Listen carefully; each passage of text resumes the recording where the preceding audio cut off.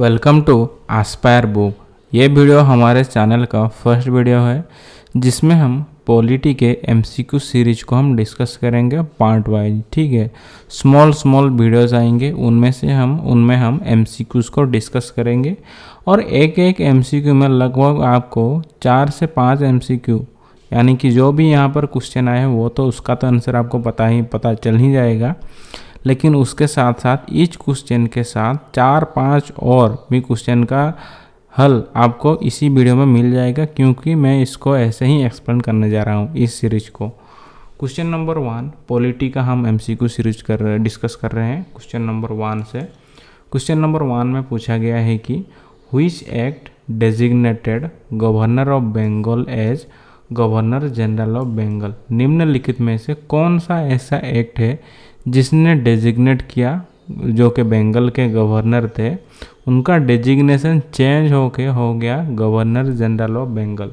आपके सामने चार ऑप्शन दिए गए हैं। Regulating act 1773, पिट्स India act 1784, charter act 1813 या फिर चार्टर एक्ट 1833। चलिए खुद से एक बार आंसर कीजिए। तो इसका तो आंसर मैं बता ही दूंगा। तो पहले मैं बता दे रहा हूँ कि ये जो ईस्ट इंडिया कंपनी था ये इंडिया में चाय बेचने आया था, ठीक है, बिजनेस करने। लेकिन बंगाल जीतने के बाद ये खुद राजा बन गया, ठीक है, लूट मचा दिया था, भ्रष्टाचार चरम सीमा पर था। लंदन में जो ब्रिटिश पार्लियामेंट था ना, उसने सोचा कि ये जो कंपनी ये तो हमारी ही बेइज्जत करा देगी। तो पहली बार ब्रिटिश सरकार ने कंपनी पर लगान लगाने का सोचा और इसी लगान का जो लगाम लगाया था उसका नाम था क्या? Regulating act. ठीक है, मतलब कंपनी को रेगुलेट करने वाला एक्ट। ठीक है, समझ में आ रहा है। 1773 से पहले जो बॉम्बे, मद्रास और बंगाल तीनों अपने आप को राजा समझते थे। तीनों के अलग अलग काम करने का तरीका था। तो ये जो पार्लियामेंट था, ब्रिटिश पार्लियामेंट था, उसने कहा कि एक बॉस होना चाहिए। ठीक है, बंगाल का जो भी होगा वो बॉस होगा। ठीक है, उन्होंने बंगाल के गवर्नर का सबका बॉस बना दिया। अब उसका नाम हुआ गवर्नर जनरल ऑफ बंगाल। ठीक है, क्या हुआ? Governor general of Bengal. और पहले गवर्नर जनरल बने कौन? Warren Hasting. और यहीं से इंडिया में सेंट्रलाइजेशन की शुरुआत हुई। तो ये जो रेगुलेटिंग एक्ट आया था ये 1773 में आया था। ऑप्शन ए हो जाएगा इसका आपका करेक्ट आंसर है। ठीक है, अगर हम ऑप्शन बी में जो दिया गया है पिट्स इंडिया एक्ट 1784, अगर हम इसे देखें तो ये जो एक्ट आया था, रेगुलेटिंग एक्ट काम नहीं कर रहा था। ये जो रेगुलेटिंग एक्ट 1773 में आया था ये एक्चुअली में काम कर ही नहीं रहा था। तो दूसरा लेट एक्ट लाया गया जो कि था पिट्स इंडिया एक्ट 1784। इसने लंदन में एक बोर्ड ऑफ कंट्रोल बनाया जो कंपनी को कंट्रोल करेगा। इससे डबल गवर्नमेंट सिस्टम की शुरुआत हुआ था। ठीक है, कौन से एक्ट में? पिट्स इंडिया एक्ट 1784। 1773 में काम नहीं कर रहा था ठीक से, इसीलिए इस एक्ट को लाया गया था। अगर हम चार्टर एक्ट 1813 को देखें तो इस एक्ट ने कंपनी की मोनोपोली खत्म कर दी। अब कोई भी इंडिया से व्यापार कर सकता था, चाय और चाइना को छोड़ के। और इसी एक्ट में पहली बार इंडिया में एजुकेशन के लिए 1 लाख रुपए दिए गए थे। कौन से एक्ट में? Charter act 1813। अगर हम देखें चार्टर एक्ट 1833, इसमें क्या हुआ था? तो ये सबसे बड़ा चेंज था। अब गवर्नर जनरल ऑफ बंगाल, जिसे डेजिग्नेशन जो चेंज किया गया था गवर्नर ऑफ बंगाल को governor general of Bengal. Charter act 1833 में क्या किया गया ना, ये जो गवर्नर जनरल ऑफ बंगाल था इसको चेंज करके किया गया गवर्नर जनरल ऑफ इंडिया। ठीक है, और पहले गवर्नर जनरल ऑफ इंडिया कौन बने? Lord William Bentinck. ये सभी आपको याद रखना जरूरी है। ठीक है, चलिए नेक्स्ट क्वेश्चन को मूव करते हैं। यह था हमारा इस सीरीज का पार्ट 1 का पहला क्वेश्चन। सेकंड क्वेश्चन है, who was the first governor general of Bengal? जो रेगुलेटिंग एक्ट 1773 में, ठीक है, गवर्नर ऑफ बंगाल के डेजिग्नेशन को चेंज करके किया गया गवर्नर जनरल ऑफ बंगाल। तो उसमें पहले गवर्नर जनरल कौन बने? मैंने उसी क्वेश्चन में आंसर दे दिया था। क्वेश्चन नंबर ऑप्शन में देखिए, Lord William Bentinck, Sir Elijah Impey, Lord Warren Hasting या फिर नॉन ऑफ दी अबव। चलिए एक बार आप खुद से ट्राई कीजिए इस क्वेश्चन को आंसर करने के लिए। तो इसका आंसर होगा option C, Lord Warren Hasting. और लॉर्ड विलियम बेंटिंग कौन थे? ये first governor general of India. ठीक है, अगर हम देखें तो जो पहला रेगुलेटिंग एक्ट था उसने बंगाल के गवर्नर को गवर्नर जनरल बना दिया था। अब सवाल उठा कि ये कुर्सी पर बैठा किसे जाएगा, मतलब पहला बॉस कौन होगा? वो था एक बहुत ही तेज चालाक लेकिन कंट्रोवर्शियल अंग्रेज। कौन था? यानी कि वारेन हेस्टिंग ही था। ठीक है, और इसको याद रखना काफ़ी इजी है। ठीक है, आप एक बार अपने कॉपी में प्रैक्टिस कर लीजिए, याद हो ही जाएगा। ठीक है, चलिए और बाकी ऑप्शन देखते हैं। बाकी तीनों ऑप्शन, लॉर्ड विलियम बेंटिंक, ये तो हो गया आपका गवर्नर जनरल ऑफ इंडिया।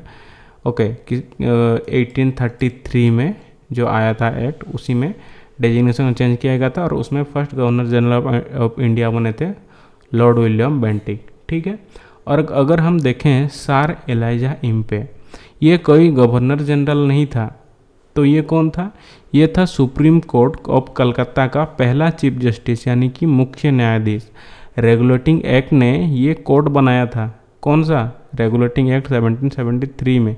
लेकिन ये वारेन हेस्टिंग का दोस्त था, इसीलिए इसका नाम ऑप्शन में देकर कंफ्यूज कर सकते हैं आपके एग्जाम में। ठीक है, कौन था ये? सर एलाइजा एम्पे, जो अपना सुप्रीम कोर्ट हुआ था कोलकाता में, उसका ये चीफ जस्टिस था। ठीक है, चलिए, और अब तो option D none of the above है। नेक्स्ट क्वेश्चन को चलिए मूव करते हैं। क्वेश्चन नंबर 3 में क्या पूछा गया है, चलिए देखते हैं। Who was the first chief justice of supreme court at fort William Calcutta? अभी अभी मैंने डिस्कस किया, जो कलकत्ता के फोर्ट विलियम में जो सुप्रीम कोर्ट बनाया गया था उसका चीफ जस्टिस कौन था? Option B, Sir Elijah Impey. ठीक है, अगर हम देखें तो रेगुलेटिंग आया, ठीक है, और वारेन हेस्टिंग को गवर्नर, बंगाल का गवर्नर जनरल बना दिया गया। लेकिन एक ही एक्ट ने एक और चीज़ बनाई थी। कौन सी? इंडिया की पहली सबसे बड़ी अदालत, जो कि कलकत्ता का फोर्ट विलियम में सुप्रीम कोर्ट बनाएगा 1774 में। ठीक है, अब अदालत बन गई थी, मतलब जज भी चाहिए, तो उस अदालत की कुर्सी पर कौन बैठा था? Sir Elijah Impey. ठीक है, कौन बैठा था? Sir Elijah Impey. ब्रिटिश ने सोचा कि कंपनी के लोग भ्रष्टाचार कर रहे हैं तो उनको सज़ा कौन देगा, इसलिए उन्होंने कलकत्ता में सुप्रीम कोर्ट बनाया। उस कोर्ट में एक चीफ जस्टिस, ठीक है, एक चीफ जस्टिस और 3 जजेस थे। ठीक है, और पहला chief justice Sir Elijah Impey. याद रखो, ये वही इम्पे हैं जो वारेन हेस्टिंग के खास दोस्त था, और इसी दोस्ती की वजह से इस पर इल्ज़ाम लगा था कि इसने राजा नंद कुमार के केस में हेस्टिंग्स का साथ दिया था। ठीक है, चलिए नेक्स्ट क्वेश्चन को मूव करते हैं। यह था आपका क्वेश्चन नंबर 3। नेक्स्ट क्वेश्चन है आपका क्वेश्चन नंबर 4। देख लीजिए एक बार अपने स्क्रीन में क्या पूछा गया है। Which act was passed to rectify the defects of regulating act 1773? Option में दिए गए हैं act of settlement act 1781, amending act 1781, Pitts India act 1784, या ऑप्शन ए और बी। अगर हम देखें जो रेगुलेटिंग एक्ट आया था 1773 में, इसमें बहुत सारी, ठीक है, इसमें बहुत सारी खामियां थी। तो क्या हुआ ना, अगर हम इनका गलतियां देखें तो गवर्नर जनरल वारेन हेस्टिंग का झगड़ा सुप्रीम कोर्ट के chief justice Sir Elijah Impey से हो गया। सुप्रीम कोर्ट हर किसी को सज़ा देने लगा। क्यों? कौन से लोगों को सज़ा देने लगा? जमींदार, किसान, सबको, किसी को नहीं छोड़ा। बंगाल में हंगामा मचा दिया था। कंपनी ने लंदन में चिल्लाया ये एक्ट तो फेल हो गया। तो इस फेल एक्ट को ठीक करने के लिए पहला पैच, यानी कि पहला अपडेट लाया गया, और उसी अपडेट का नाम है अमेंडिंग एक्ट 1781, और इसी को ही कहते हैं एक्ट ऑफ सेटलमेंट एक्ट 1781, यानी कि जो ऑप्शन डी में है, both option A and B, ये हो जाएगा इसका करेक्ट आंसर। ठीक है, इसमें भी करेक्शन किए गए थे, लेकिन फर्स्ट पहला आपका 1773 से बाद ये आया था। ये दोनों सेम ही एक्ट हैं, इनमें कोई कन्फ्यूज़न नहीं है। ठीक है, नेक्स्ट क्वेश्चन को चलिए मूव करते हैं। Question number 5। चलिए एक बार आप खुद से देख लीजिए क्वेश्चन नंबर 5 में क्या पूछा गया है। Okay, Which act extended the Supreme Court's jurisdiction over all inhabitants of Calcutta? Okay, supreme court का जो भी दायरा था, तो इसका जो भी दायरा था वो कलकत्ता के इनहेबिटेंट्स के अंदर किया गया। तो देखेंगे तो आपके सामने 4 ऑप्शन दिए गए हैं। एक्ट ऑफ सेटलमेंट एक्ट 1781 के अनुसार, या फिर चार्टर एक्ट 1813 के अनुसार, या फिर फिट्स इंडिया एक्ट 1784, या फिर चार्टर एक्ट 1793। चलिए एक बार खुद से याद कीजिए। ये जो 1773 का रेगुलेटिंग एक्ट लाया गया था, रेगुलेटिंग एक्ट 1773 में जो एक्ट लाया गया था ना, उसमें गड़बड़ी थी। मतलब इसमें जो सुप्रीम कोर्ट बनाया गया था, तो वो बोल रहा था कि मैं सबका बाप हूँ। उसने कलकत्ता के ज़मींदार, किसानों, सबको अपनी अदालत में खींचना शुरू कर दिया। पूरे बंगाल में हाहाकार मच गया। सबने कहा, ये अंग्रेजी अदालत हमारे मामले में क्यों पड़ रही है। इस लड़ाई को ख़त्म करने के लिए 1781 में एक एक्ट लाया गया, और जो कि हमने प्रीवियस क्वेश्चन में डिस्कस किया। उसने कहा बस अब सुप्रीम कोर्ट का पावर सिर्फ कलकत्ता तक रहेगा, लेकिन इसके साथ ही ये भी क्लियर कर दिया कि कलकत्ता के अंदर रहने वाले सभी लोग, चाहे वो अंग्रेज हो या भारतीय, सब सुप्रीम कोर्ट के अंदर आएंगे। तो ये कौन सा एक्ट लाया? 1781। समझ में आया? तो इसका आंसर हो जाएगा option A, act of settlement 71 में ये क्या बोला। इससे पहले जो भी सुप्रीम कोर्ट था, ये जो सुप्रीम कोर्ट था, इसका दायरा कोई फिक्स नहीं था, और वो किन पर अपना सजा सुनाएगा, इंडियन सही अंग्रेज, ये क्लियर नहीं था। लेकिन एक्ट ऑफ सेटलमेंट 1781 के अनुसार बोला गया कि सुप्रीम कोर्ट का जुरिस्डिक्शन कोलकाता में होगा। ठीक है, सिर्फ कलकत्ता में, पूरे बंगाल में नहीं। और कलकत्ता में जो भी अंग्रेज रह रहे हैं या फिर भारतीय रह रहे हैं, उन सभी पर इसका जुरिस्डिक्शन कंट्रोल होगा। ठीक है, तो क्वेश्चन नंबर 5 का आंसर हो गया एक्ट ऑफ सेटलमेंट एक्ट 1781। समझ में आ गया या समझ में नहीं आ रहा था? मैं फिर से समझा रहा हूँ। पहला काम था पावर को कम किया गया। कोर्ट का पावर बंगाल, बिहार और ओडिशा से हटकर सिर्फ कलकत्ता तक दिया गया। ठीक है, इससे बाकी जगहों के ज़मींदार को राहत मिली। दूसरा काम पावर को क्लियर किया, लेकिन कलकत्ता के अंदर कट का पावर बढ़ा दिया। पहले कन्फ्यूज़न था कि अंग्रेज पर चलेगा ये अदालत या फिर भारतीयों पर। 1781 का ये एक्ट ऑफ सेटलमेंट एक्ट, इसने बोला कि कलकत्ता में रहने वाले हर इंसान, हिंदू, मुस्लिम, अंग्रेज, सब सुप्रीम कोर्ट के जुरिस्डिक्शन में आएंगे। ठीक है, और इसीलिए इस क्वेश्चन का आंसर होगा एक्ट ऑफ सेटलमेंट एक्ट 1781। ठीक है, अगर हम देखें चार्टर एक्ट 1813, ये क्यों गलत होगा? इसका सुप्रीम कोर्ट से कोई लेना देना ही नहीं। ये तो ट्रेड एक्ट था। इसने कंपनी की मोनोपोली ख़त्म कर दी, मिशनरीज को इंडिया आने दिया, और एजुकेशन के लिए 1 लाख दिए थे। और उसी तरह से पीट्स इंडिया एक्ट 1781 को अगर हम देखें तो इसका काम भी अपन देखेंगे तो कोर्ट से रिलेटेड नहीं था। इसने लंदन में बोर्ड ऑफ कंट्रोल बनाया, डबल गवर्नमेंट लाया। ये पॉलिटिकल कंट्रोल का एक्ट था, जुडिशियल नहीं था। अगर हम देखें चार्टर एक्ट 1793, तो इसको कॉर्नवालिस कोड भी कहते हैं। इसने ज़मींदारों को परमानेंट सेटलमेंट दिया। इसका भी कोर्ट के जुरिस्डिक्शन बढ़ाने से कोई कनेक्शन नहीं है। ठीक है, नेक्स्ट क्वेश्चन को मूव करते हैं। Question number 6, which act separated commercial and political function of east India company. जो ईस्ट इंडिया कंपनी था, उसका कॉमर्शियल और पॉलिटिकल फंक्शंस को अलग करने वाला कौन सा एक्ट लाया गया था? ऑप्शन में आप देख सकते हैं 4 एक्ट दिए गए हैं। एक बार खुद से ट्राई कीजिए। ठीक है, तो इसका आंसर देने से पहले मैं बता दे रहा हूँ कि आप एक बार सोचिए, एक दुकानदार है, वो दुकान भी चलाता है और उसी गली का थानेदार भी बन गया है। तो क्या होगा? वो अपनी दुकान के लिए पुलिस का इस्तेमाल करेगा। वही हाल ईस्ट इंडिया कंपनी का था। वो इंडिया में चाय बर्तन बेचने आया था। ठीक है, यानी कि कमर्शियल, और राजा बन के टैक्स भी ले रहा था, यानी कि पॉलिटिकल।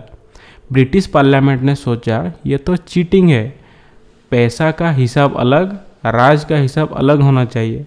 तो इसी गड़बड़ी को ठीक करने के लिए लाया गया ब्रिटेन का सबसे, इस एक्ट को लाए थे ब्रिटेन का सबसे यंग प्राइम मिनिस्टर विलियम पिट, और उन्हीं के नाम के अनुसार इस एक्ट को नाम रखा गया था पिट्स इंडिया एक्ट 1784। यानी कि ये एक्ट किसके द्वारा लाया गया था? ब्रिटेन के PM young prime minister William पिट, और उन्हीं के नाम के अनुसार इस एक्ट का नाम रखा गया है पिट्स इंडिया एक्ट 1784। और इसी ने ईस्ट इंडिया कंपनी का कमर्शियल और पॉलिटिकल फंक्शन को अलग किया। ठीक है, ये जो पिट हैं उनके पीएम उस टाइम के, वो बोले कि एक काम करो, कंपनी को दो हिस्से करो, कंपनी का दो हिस्सा करो। पहला हिस्सा बोर्ड ऑफ कंट्रोल, पॉलिटिकल काम, इसमें 6 लोग होंगे, लंदन में बैठकर इंडिया की पॉलिटिक्स, जंग और टैक्स का फैसला करेंगे। इसका हेड ब्रिटिश गवर्नमेंट का मंत्री होगा, मतलब राज खत्म, अब सरकार देखेगी। ठीक है, इसी एक्ट के अनुसार। और दूसरा हिस्सा कोर्ट ऑफ डायरेक्टर्स, जो कि कॉमर्शियल काम देखेगी। ये पुराने डायरेक्टर्स रहेंगे जो सिर्फ व्यापार यानी कि दुकान, जो भी मैंने बोला एग्जाम्पल के अनुसार, यानी कि व्यापार या फिर दुकान देखेंगे, पैसा का हिसाब देखेंगे। इस सिस्टम को क्या कहते हैं? Double government. अगर आपके एग्जाम में पूछा जाए कि डबल गवर्नमेंट कौन से एक्ट से रिलेटेड है, पिट्स इंडिया एक्ट 1784 होगा। ठीक है, हमने देखिए 1773 से शुरू किया था, 1784 तक हम पहुंच गए हैं। ठीक है, और बाकी ऑप्शंस को भी देख सकते हैं। चलिए नेक्स्ट क्वेश्चन को मूव करें। इसका आंसर होगा ऑप्शन डी, पिट्स इंडिया एक्ट 1784।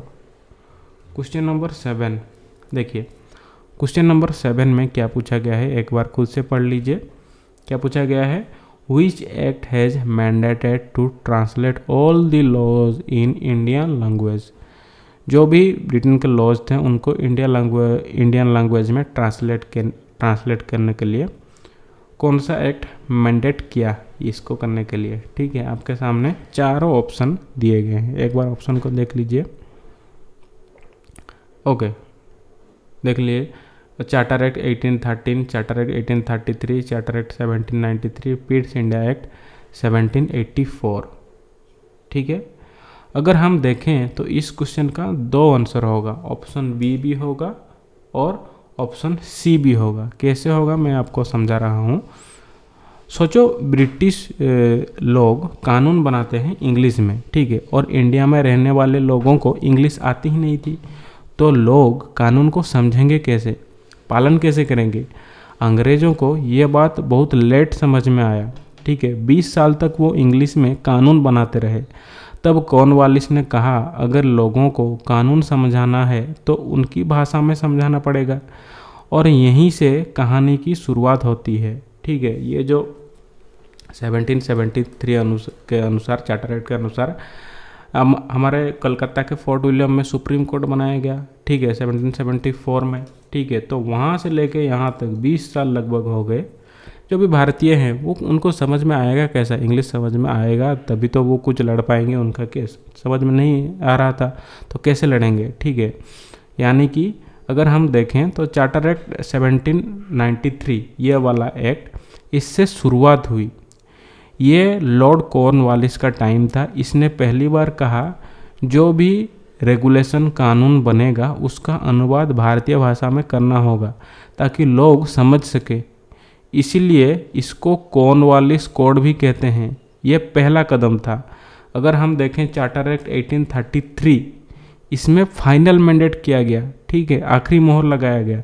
इस एक्ट ने कहा, बस अब तो सारे कानून को एक जगह जोड़ो, उनको कोडिफाई करो और उनका अनुवाद इंडियन लैंग्वेज में करो। इस एक्ट ने इस काम के लिए पहली बार लॉ कमीशन भी बनाया। किसने? चार्टर एक्ट 1833 ने। समझ में आ रहा है? इसने लॉ कमीशन भी बनाया जिसका हेड था लॉर्ड मैकाउली। मैकाउली ने ही कहा था, कानून सबके लिए एक जैसा और सबकी भाषा में होना चाहिए। तो ये दोनों ही आंसर हो गए। ये इनिशियली था और फाइनल मोहर लगा 1833 में। जो भी लॉज थे उनको भारतीय लैंग्वेज में ट्रांसलेट करने के लिए मैंडेट। ठीक है, ये 2 ऑप्शन करेक्ट होंगे। नेक्स्ट क्वेश्चन को हम मूव करते हैं, क्वेश्चन नंबर 8। देखिए, इसमें क्या पूछा गया है Christian missionaries were permitted to come to India and preach their religion according to which act? India में क्रिश्चियन मिशनरी को आने के लिए परमिशन कौन सा एक्ट ने दिया था और उनके रिलीजन को यहाँ पर प्रोपागेट करने के लिए कौन सा एक्ट ने उनको अनुमति दी थी? Charter act 1813, 1833, charter act 1793, पीड्स India act 1784। ये सभी एक्ट्स को देख के आपको सभी रिवाइज होगा ही होगा, ठीक है। 1773 से हमने शुरुआत किया था, उसको लेके 1784 आया। 1784 क्यों आया हमने ऑलरेडी डिस्कस किया हुआ था, हमने ऑलरेडी डिस्कशन किए हुए हैं, ठीक है। तो अगर हम देखें तो ईस्ट इंडिया कंपनी एक घमंडी दुकानदार थी, ठीक है। उसने कहा था कि इंडिया में सिर्फ हम व्यापार करेंगे, कोई और अंग्रेज यानी कि वो उन्हीं के लोगों को यहाँ पर आने नहीं दे रहे थे। मतलब कोई टीचर, कोई पादरी नहीं आएगा, कोई टीचर नहीं आएगा। लेकिन इंग्लैंड में एक ग्रुप था क्रिश्चियन मिशनरीज और ह्यूमैनिटेरियंस, उन्होंने पार्लियामेंट में हंगामा मचा दिया। तुम इंडिया को लूट रहे हो बोला ईस्ट इंडिया कंपनी को, कम से कम हमें वहाँ जाके लोगों को शिक्षित तो करने दो, ठीक है। ये बोला कौन? क्रिश्चियन मिशनरीज और ह्यूमैनिटेरियन, वो जो वहाँ पर था, ठीक है। तो ये बोला कि हमें वहाँ जाने दो और हमें इंडियंस को शिक्षित करने दो और अपना धर्म को प्रचार करने दो। तो पार्लियामेंट ने कंपनी को झटका दिया और 1813 जो चार्टर एक्ट आया था, और इसी में बोला कि अब तुम्हारी मोनोपोली ख़त्म, अब मिशनरीज को जाने दो। इसका आंसर होगा ऑप्शन ए, चार्टर एक्ट 1813 के अनुसार क्रिश्चियन मिशनरीज को परमिट किया गया था इंडिया में आने के लिए और उनका रिलीजन का प्रोपागेट करने के लिए, ठीक है। तो चलिए नेक्स्ट क्वेश्चन को हम मूव करते हैं, question number 9। According to which act governor general of Bengal was made as the governor general of India? ठीक है, हमने इसके बारे में ऑलरेडी डिस्कस किया हुआ है। आपके सामने 4 ऑप्शन दिए गए हैं। अब तो आपका सॉल्व करने का प्रोबेबिलिटी बढ़ ही चुका होगा, क्योंकि इसका आंसर हमने ऑलरेडी डिस्कस कर चुके हैं, पहले इसी वीडियो में डिस्कस किया हुआ है, ठीक है। तो इसका आंसर होगा चार्टर एक्ट 1833, ठीक है। 1773 में गवर्नर जनरल को गवर्नर ऑफ बंगाल को गवर्नर जनरल ऑफ बंगाल का डेजिग्नेशन चेंज किया गया और उसी से 1833 पर गवर्नर जनरल ऑफ बंगाल का डेजिग्नेशन को गवर्नर जनरल ऑफ इंडिया के डेजिग्नेशन से रिप्लेस किया गया, ठीक है। मतलब सोचो एक मैनेजर है जो सिर्फ बंगाल ब्रांच का बॉस था, उसका नाम था गवर्नर जनरल ऑफ बंगाल। लेकिन 1833 में कंपनी ने सोचा हम पूरे इंडिया के मालिक हैं, तो एक ही बड़ा बॉस होना चाहिए। तो उस बंगाल वाले बॉस का प्रमोशन कर दिया गया। अब वो सिर्फ बंगाल का नहीं, पूरे हिंदुस्तान का बॉस बन गया और उस प्रमोशन लेटर का नाम था चार्टर एक्ट 33। ऑप्शन बी जो है यही होगा इसका करेक्ट आंसर, ठीक है। चलिए नेक्स्ट क्वेश्चन को मूव करते हैं। ये था 9 नंबर और 10 नंबर क्वेश्चन इस वीडियो का आखिरी क्वेश्चन, यानी कि इसी पार्ट का अगले पार्ट आएगा 11 नंबर क्वेश्चन से। Who was the first governor general of India? ठीक है, हमने जो अभी अभी देखा चार्टर एक्ट 1833 में डेजिग्नेशन चेंज किया गया, गवर्नर जनरल ऑफ बंगाल को गवर्नर जनरल ऑफ इंडिया किया गया। तो वो जो governor general of India first हुए उनका नाम क्या था? एक बार देख लीजिए, lord William Bentinck. Option C में जो दिया गया है यही होगा इसका करेक्ट आंसर। समझ में आ रहा है? इसके बारे में हमने ऑलरेडी डिस्कस किया हुआ था। First governor general of Bengal Warren Hasting और गवर्नर जनरल ऑफ इंडिया अगर पूछा जाए तो लॉर्ड विलियम बेंटिक होगा, ठीक है, हमने देखा था। और ये जो चार्टर एक्ट 1833 का था, इसमें बंगाल जनरल ऑफ पूरे इंडिया का बॉस बन गया, यानी कि गवर्नर जनरल ऑफ इंडिया बनाया गया। तो ये नई कुर्सी और ये नया ओहदा सबसे पहले मिला किसको? लॉर्ड विलियम बेंटिक को, ठीक है। और अगर हम देखें तो वो एक बहुत ही फेमस समाज सुधारक थे, ठीक है। समाज सुधारक कैसे?